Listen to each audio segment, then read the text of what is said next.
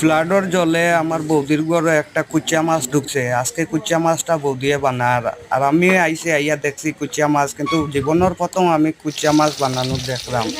আমি কোনোদিন কুচিয়া মাছ কীরকম বানায় আমি দেখছি না, আজকে প্রথম দেখলাম বৌদিয়ে বানার কুচিয়া মাছ। হাতকড়া দিয়া, আলু দিয়া আর টমেটো গ্রেভির লেগে খাটিয়া দেয় বৌদিয়ে।